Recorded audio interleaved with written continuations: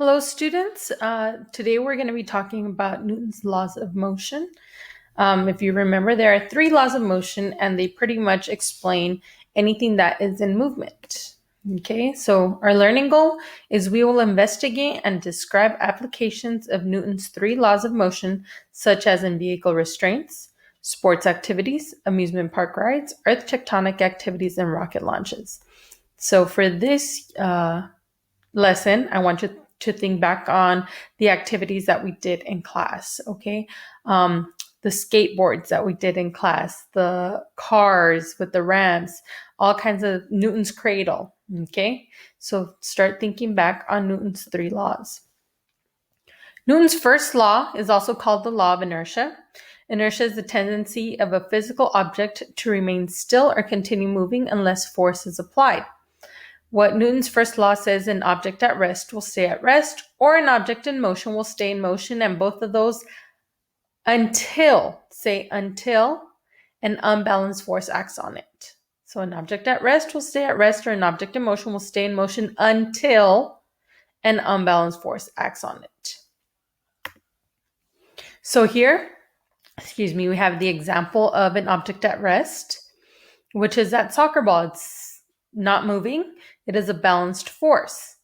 Okay, we have the force of gravity pushing down on it and the force of the floor pushing back on it, balanced because there is no motion. All of a sudden, we have that unbalanced force, that push from the person's foot that is going to cause it to move. Okay, the motion of an object will change only if an unbalanced force acts on it. Another example of Newton's first law of motion is tectonic plates. On the left-hand side, you can see if the plates are not moving, they're at rest, and you have balanced forces.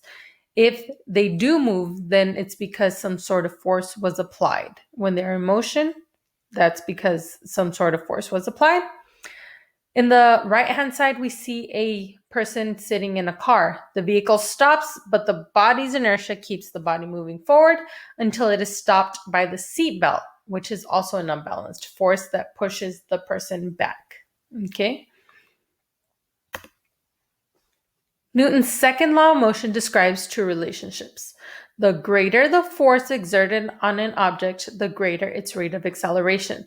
We can calculate this using force is equal to mass times acceleration. Newton's second law deals with force is equal to mass times acceleration.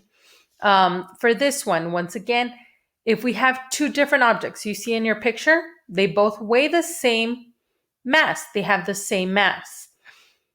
So then who would have the greater acceleration? One person pushing with 10 newtons of force or another person pushing with 40 newtons of force? So the person pushing with 40 newtons of force would have greater acceleration. The greater amount of force you have, the more acceleration you're going to have, the faster acceleration. Or what happens if you change the mass? Okay, Newton's second law of motion also states that the greater an object's mass, the bigger it is, the greater the force you need to accelerate the object. Okay, so if I have a 50 kilogram object versus a 100 kilogram object, you're going to need more force to accelerate the same. Okay. To calculate the acceleration of an object, divide the force acting upon the object by the object's mass. So once again, that's another way. Acceleration is equal to force divided by mass. Remember that we can get three formulas from force is equal to mass times acceleration. That is just another way. Okay. Plug it into your triangle and you would be able to get acceleration is equal to force divided by mass. So the example that they give you there, a truck has a mass of 1,500 kilograms.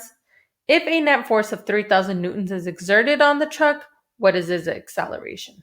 Okay, so A is equal to force divided by mass. So therefore, 3,000 newtons. Remember that the unit of newtons is force, is describing force, and kilograms is always going to describe mass. So your final answer for acceleration is always going to be meters per second squared.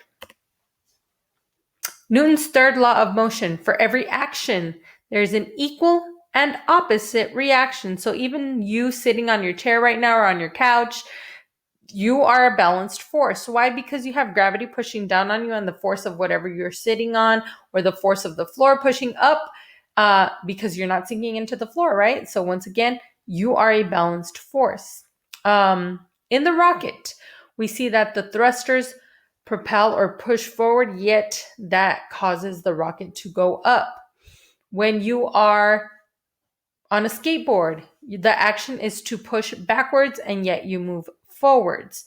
Equal and opposite.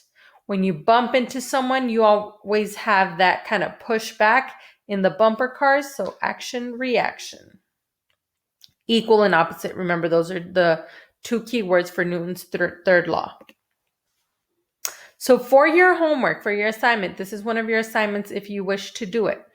You have six different, I believe, scenarios. And what you have to do is pick one of the three laws. Which one do you think applies? And then just give an explanation. So looking at A, you have two cars colliding. Okay. And they crash into each other. Which one of Newton's laws do you think applies? Technically, you can pick all three. Okay. I'm going to go ahead and show you what a sample answer could be. It could be Newton's first law, the law of inertia. It says an object in motion stays in motion. So it was moving until an unbalanced force acts on it. Now, I want to make sure that you guys write down the explanation, please. The car was moving forward at a speed of 50 miles per hour until an unbalanced force of the other car going in the opposite direction caused the car to change direction and speed. So it was going at 50 miles per hour, and all of a sudden, for some reason, when it crashed into the other one, it changed direction and speed. Okay. Newton's third law could also apply. All right. Equal and opposite.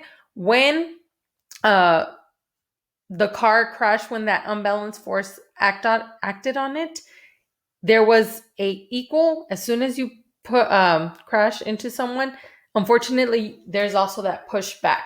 The cars kind of get pushed back in the opposite direction. Okay. And yeah, so for your homework, think of what law would apply to it, which one of Newton's laws, and kind of just provide a little explanation on that. Okay. If you have any questions, feel free to email Ms. Hool or myself. And have a great day, guys. Have a great week. Bye-bye.